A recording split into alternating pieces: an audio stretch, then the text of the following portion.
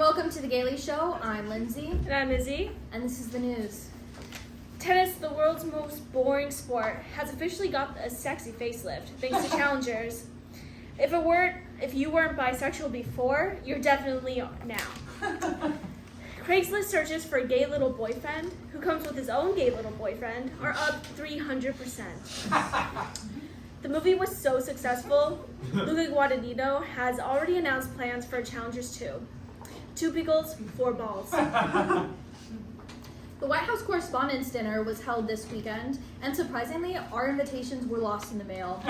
But Scarlett Johansson's husband, Mr. Johansson, who also dabbles in comedy, was there to help. We think it went a little too easy on President Biden, though, so if we were there, this is what we would have roasted the president as. I would have said, I'm not saying Biden's old, but he saw Hamilton the first time around. I'm not saying Biden's creepy, but Hannibal Lecter has to change the channel whenever he sees his face on TV. I'm not saying Biden's a war criminal, but he drops more bombs in the Middle East than Donald Trump does in his diaper. I'm not saying Biden's wishy-washy, but the nursing home attendant who gives him his 5 o'clock sponge bath is. I'm not saying Biden's inaudible, but he gives every speech like a second grader who just pissed his pants. Students at college campuses across the country are protesting the genocide in Gaza. And unlike when a football player rapes a classmate, university administration has contacted authorities to make arrests on campus. Maybe if these students could actually do something useful in the real world, like throw a ball, then they wouldn't be held accountable. But instead, they're just demonstrating useless skills like organizing, mobilizing, and empathizing, which nobody does in the real world. And obviously, student protest movements tend to be on the wrong side of history. I mean, just look at the 1960s when college students protested segregation. Okay, wait. No, I mean the 1970s when students protested the Vietnam War and occupation in Cambodia. Okay, no. How about the 80s when students protested apartheid? Okay, come on. They even protested the killings of Trayvon Martin. So, you think for administrators of the country's top universities, they'd maybe have a better comprehension of U.S. history. George Santos announces he's going to revive his drag queen persona on Cameo. And God, I hope this is the first time something he says is true. The cost of the Cameo is surprisingly cheap, just its dignity. Tornadoes touched down in Oklahoma this week because even God hates transphobes. The tornadoes are the only thing that will go down on a woman in the Midwest. A principal in Albuquerque was placed on leave after allowing a drag performer to dance at prom. Yet, somehow that geometry teacher everyone knows is dating a sophomore still has a job. Trump's hush money trial continues this week, and many of the former president's allies have criticized the justice system for making Trump sit in a chair for 8 hours. We all know his natural position is splayed out on a table like a luau pig. But don't worry about the luau. His supporters will bring the tiki torches. 3 women have contracted HIV after getting a vampire facial, which confirms our original suspicion. Edward's on the loose. Be on the lookout for a 6-foot-tall, sparkly man who's incredibly fast and strong. We know who he is. We know who he is. Say it. Edward. This is why we're Team Jacob, everybody. A bear at the Seattle Zoo devoured an entire family of ducks in front of young children this week.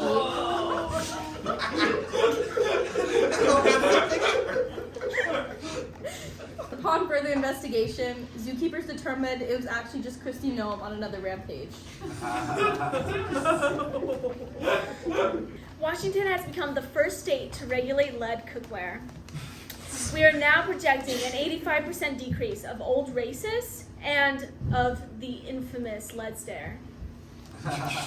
And finally, 200 pounds of fish was stolen from the market this week. SPD is currently investigating their top suspect, Jinx Monsoon, after an anonymous tip informed them that she's been serving fish.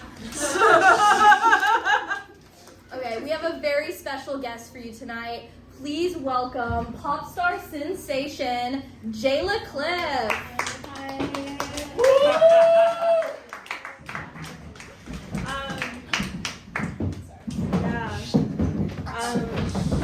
Anyways, where's Jimmy? Is this Jimmy? No, Fallon. But I'll settle for a Kimmel. Sorry, they're too straight for this show. Okay. I was told I'd be. Where's my assistant? Okay. It's okay. Hi. So, Jayla Cliff, thank you for being here. Could you tell us a little bit about your upcoming tour? Yes, I'm here to promote my album and upcoming tour. It's called the Tortured Artist Society, where I explore, my whirlwind romances throughout the years, which has been very publicized by the press. Yes. So we haven't read that press. I was wondering if you could maybe elaborate on these romances that broke your heart. Yeah, so I actually named each of my songs on the album after each of my romances. So one of my songs, and I know the name of it, is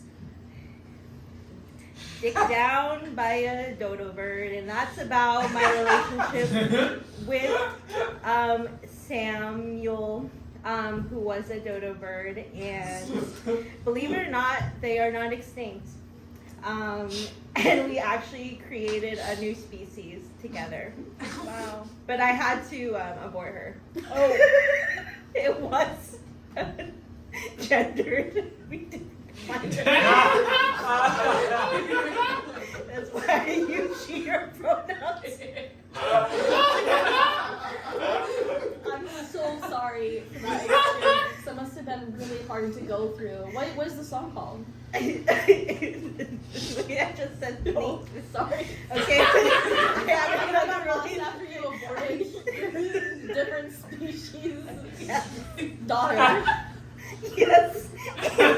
The other song shortly after Samuel, is called it's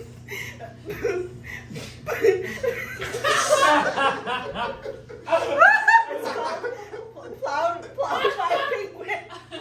I love that the images don't work. It's me.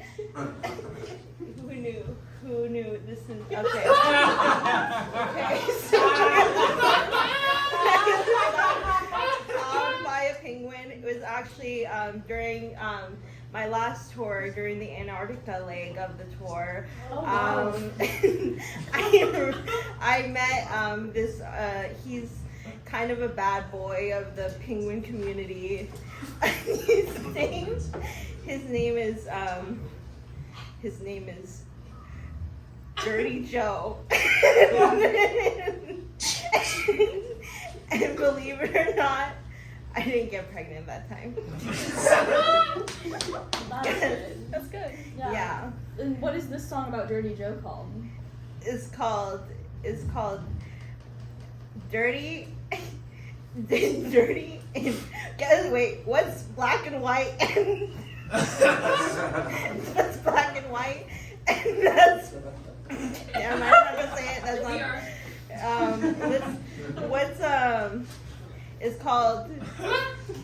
it's called Saving the Ecosystem, because actually we actually did give birth to this one, but I put her up for adoption. Again, she, her pronouns. For that child.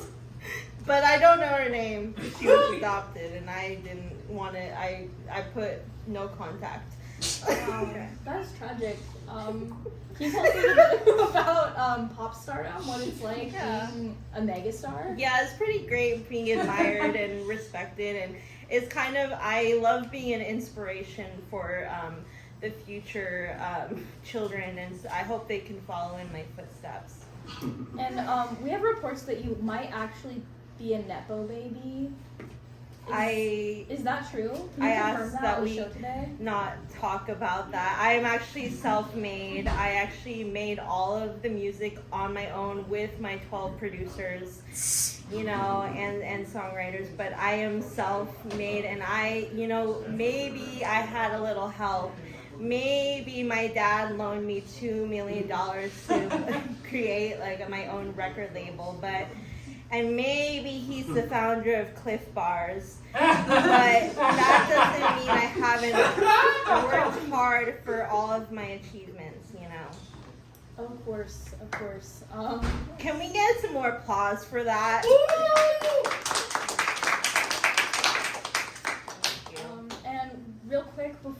wrap up, would you like to maybe perform one of your songs live for the Gaily Show? Yeah, this is my song. It's called Don't ever think about it. Don't ever think about it because you might regret it. And if you regret it, oh boy. Okay, here it goes. Okay, that's 99 cents on iTunes. You can buy the full album for $12.99. And I really encourage you to buy the full album. Don't stream it on Spotify because then I won't get all the money that I deserve.